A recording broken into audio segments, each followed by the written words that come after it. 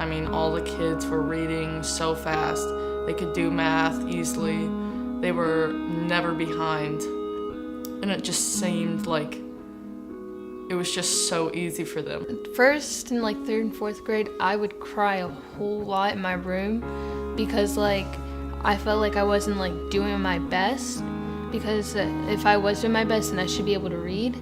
So some moments I just break down in tears, and then like it'd be like 12 o'clock at night and I'm still doing my homework because I can't get it done. I really don't like reading.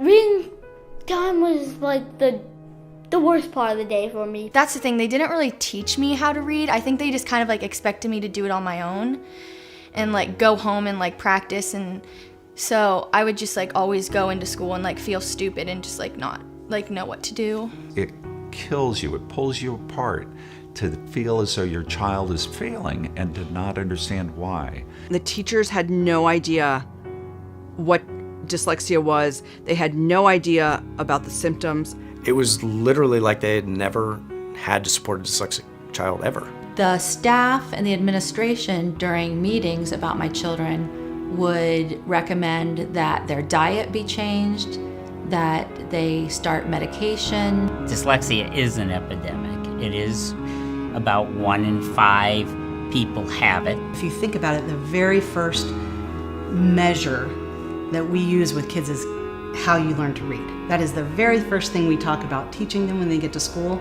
It's not a belief system. There's science behind how students learn to read. Dyslexia knowledge is non-existent. Even in the major cities, they are way behind. I do the helpline for the International Dyslexia Association. I talk with families in the inner city, in the rural, in the suburbs. Everybody's experienced the same problems.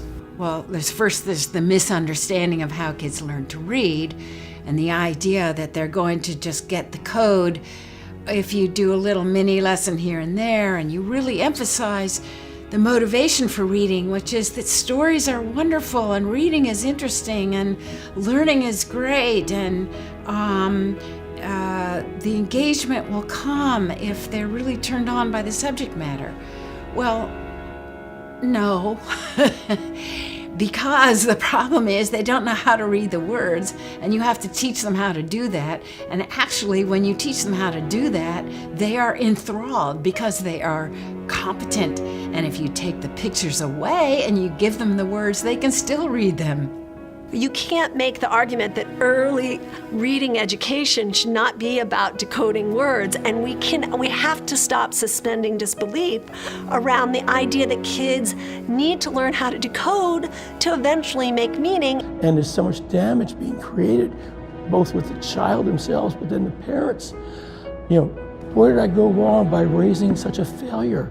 When it had nothing to do with the parents' raising of the child, but it's the neurology of having dyslexia, dysgraphia, dyscalculia, having learning disabilities, and not being taught properly. So not that it's a learning disability, it's a teaching disability, is that they don't know how to teach the child properly. University, colleges of education are not keeping up with the science. The bottom line is you go into education because you want to advocate for children. So it's really difficult to put a price tag on helping kids learn how to read. And in today's society, if you can't read, you can't survive.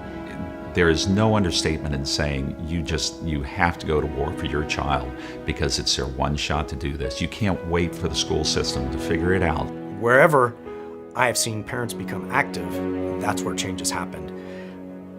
You rarely see districts reinvent themselves without parents being a catalyst for that.